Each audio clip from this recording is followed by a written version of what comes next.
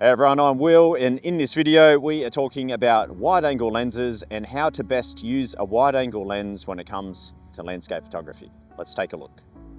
Alright, what is an ultra-wide-angle lens? I'm really defining this as something that is 24mm and below, and typically you're looking at focal ranges like 14mm, 16mm. What do I personally use? I generally am using the Sony 12 to 24mm lens, and most of the time I'm using this lens, it's around that 12 to 16mm range. Now, if you're looking at getting an ultra wide lens, I would say you definitely want to be able to go at least 17 or 16mm.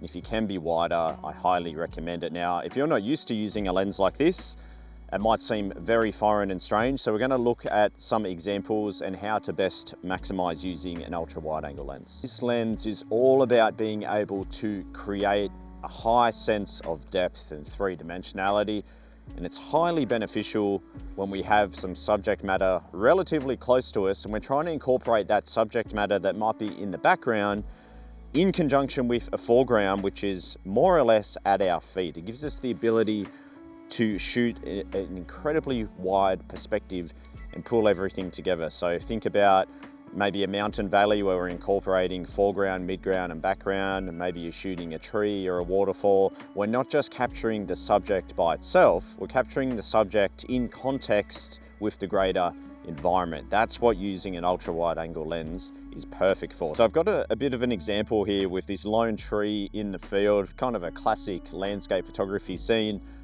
Basically, the wide angle is going to allow us now not to just capture the tree, but then to incorporate some foreground. And why do we do that? Well, let's take a look. If we come a little closer to the tree, we can see that the tree itself is just a beautiful subject. It's quite symmetrical, definitely has caught my eye. We're here in the morning, so the whole scene is looking quite beautiful. If I photograph this tree now at a more of a mid-range focal length, let's say 24mm, the problem is that we're going to have the tree with just one layer of grass below it, and all that grass is relatively far away from us because I'm at 24mm. So let's frame that up and we'll take a shot.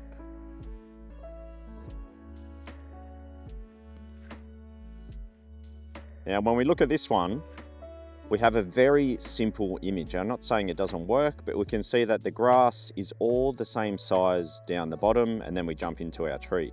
The wide angle lens is going to allow us to get that exact frame with an extra layer of grass. And this extra layer of grass is going to be a lot closer to the lens because I'll be going wider. And this is where we can create what's called the diminishing perspective. We're going to show now that same element of grass starting large and then progressively getting smaller. And that's how you create a sense of depth in your images. So I'll get down lower, and now we have this immediate grass in the foreground, which naturally is larger, it's closer to the lens. The wide angle stretches things out, and now when I shoot this frame, we have an image that has a lot more depth in it because of the diminishing perspective. Big grasses progressively getting smaller, and then we hit the subject matter. From a simple frame to one that has way more depth and visual flow. What about mountains? How would we use this lens for maybe a grander landscape scene? Well, thankfully we've got the lake and the mountains right there, so let's go do another example shoot. I know that I want the subject matter to be the mountains in the background. We've got the beautiful light on the mountains. Then I come down to the lake.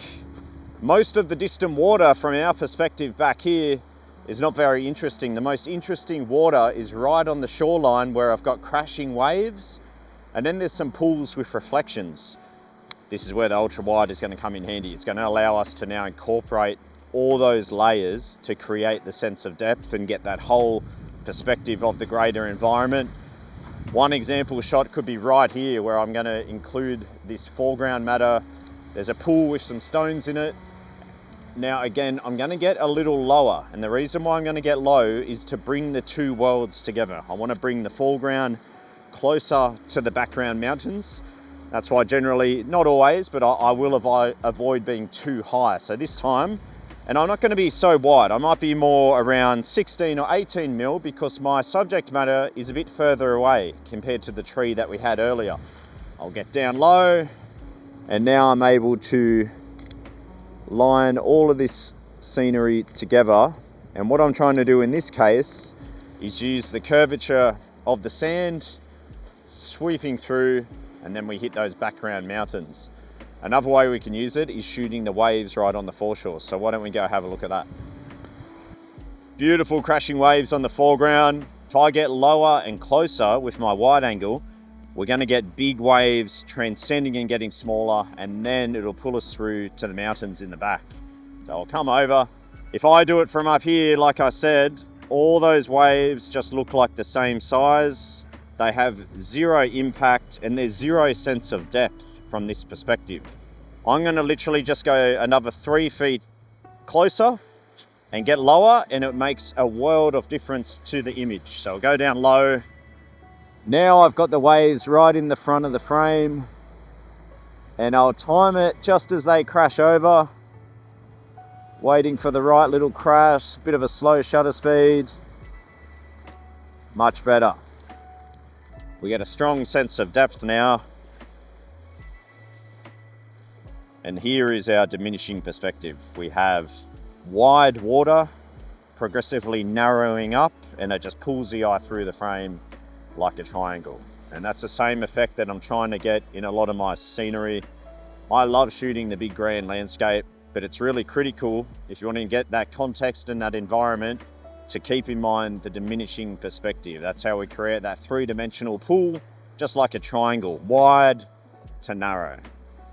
All right, I hope you enjoyed this quick tip video on shooting with wide angle lenses. If you want to learn more, just check out the rest of the videos on the channel. I really appreciate it. Thank you.